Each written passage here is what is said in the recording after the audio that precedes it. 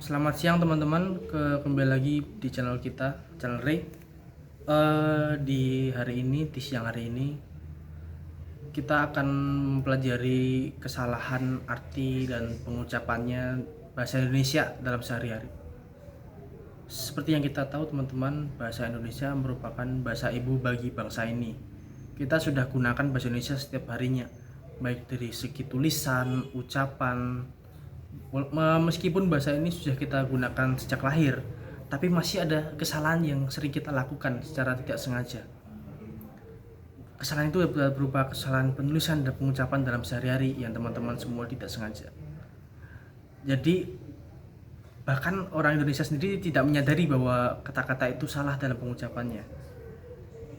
Jadi kita harus pengucapannya itu adalah sesuai dengan KBBI atau Kamus Besar Bahasa Indonesia. Nah, malah kalau kita sering mengucapkannya malah dapat menjadi jalan yang sesat bagi orang-orang yang mendengarnya atau ingin mengucapkannya di lain waktu. Ini saya akan memberikan contohnya 10 kata yang sering kita salah artikan dalam pengucapannya. Pertama adalah silahkan.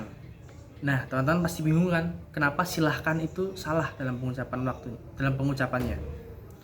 Jadi kalau kita lagi datang ke suatu tempat, pasti teman-teman sering mendengarkan kata silahkan masuk dan silahkan duduk.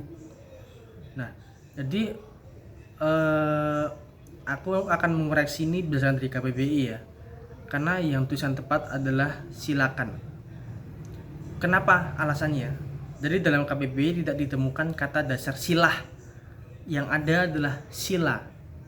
Kata sila itu memiliki arti seperti sudilah kiranya, yaitu kata perintah yang halus.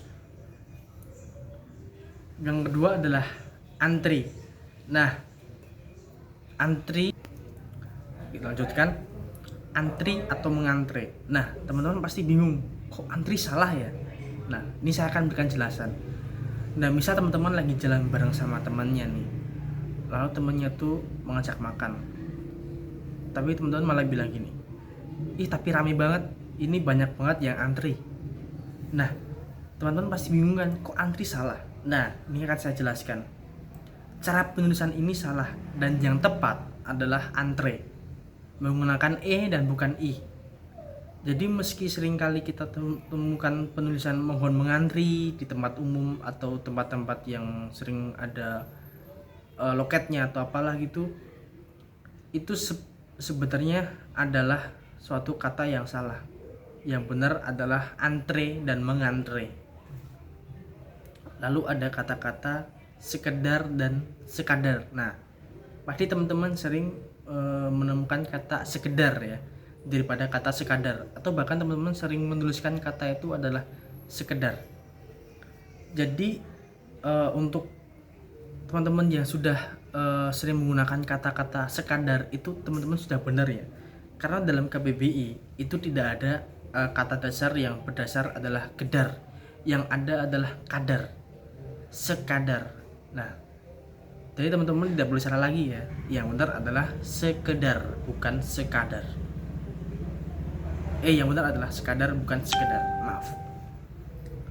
Lalu yang teman-teman sering menggunakan kata-kata ini adalah di mana atau di mana. Jadi teman-teman lebih sering menggunakan kata-kata di mana. Jadi disambung, di dan mana disambung. Jadi di mana. Jadi penulisan kata-kata di mana itu sedikit kurang tepat, karena yang merujuk dengan pedoman EYD atau kata ejaan yang disempurnakan. Ejaan yang disempurnakan, jadi setiap kata depan seperti di dan ke itu harus ditulis terpisah untuk menunjukkan tempat. Jadi yang benar, yang sangat tepat, yang dapat teman-teman gunakan mulai sekarang adalah di spasi mana.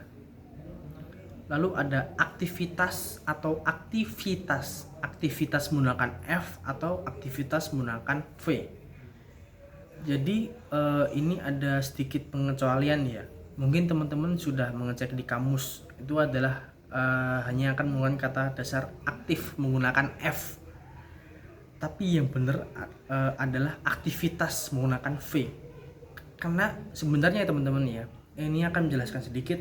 Sebenarnya kata-kata serapan ini termasuk kata serapan dari bahasa asing, jadi bukan murni dari bahasa Indonesia asli. Jadi dari kata asing itu diserap baik dalam bentuk kata dasar maupun kata perimbuhan itu harus disesuaikan ya, harus sama. Jadi sesuai kaidah, imbuhan asing yang berakhiran ity atau it akan diserap bersama kata dasarnya. Jadi kata dari itu kata asing aktif yang diserap menjadi aktif, sedangkan untuk activity diserap menjadi aktivitas menggunakan v. Ingat ya. Jadi contoh kalimat lainnya misalkan seperti kata-kata menggunakan efektif dengan efektivitas gitu. Jadi tetap menggunakan v, effectivity and effective. Jadi tetap menggunakan v. Lalu ada kata-kata praktek dan praktik. Nah, teman-teman lebih sering menggunakan yang mana nih, praktek atau praktik? Karena sama dengan kata sebelumnya yang aktivitas itu, kata ini juga menggunakan kata serapan dari bahasa Inggris, artinya practice. Jadi untuk setiap kata yang memiliki akhiran ic, maka perubahan yang tepat ke dalam bahasa Indonesia adalah menggunakan i dan k, ika. Sehingga penulisan kata yang tepat adalah praktik. Jadi tidak ada yang namanya praktekum, yang ada adalah praktikum. Dan teman-teman pasti sering lihat deh di berita-berita itu adalah malah praktek. Nah itu sebenarnya itu kalau misal pewawancaranya atau pembawa beritanya bisa ngecek kamus lebih dahulu, maka yang benar adalah malah praktik. Nah, jadi lebih enak didengarkan daripada malah praktek.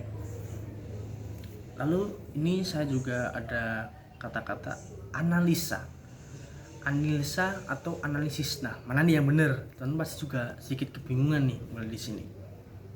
Jadi teman-teman pasti kalau yang sudah SMA atau kuliah atau bahkan SMP itu pasti teman-teman sudah membuat karya-karya tulisan ilmiah atau penelitian itu ya. Nah teman-teman pasti sering nih menggunakan kata-kata analisa atau analisis atau salah satunya gitulah, pasti teman-teman sering menggunakannya. Jadi ini juga seperti kata-kata sebelumnya itu adalah merupakan kata-kata serapan dari bahasa asing, tepatnya bahasa Inggris. Jadi ini adalah kata-kata dari bahasa Inggris yang memiliki tulisan analisis, ANALYILLYSIS. Nah, jadi dalam penyerapan dari bahasa Inggris atau bahasa asing lainnya ke bahasa Indonesia, akhiran YSIS itu akan menjadi ISIS. Jadi teman-teman bisa ingat-ingat ya. Jadi sebenarnya kata-kata yang benar adalah analisis dan bukan analisa.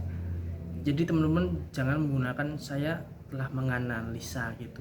Jadi yang benar adalah saya telah menganalisis.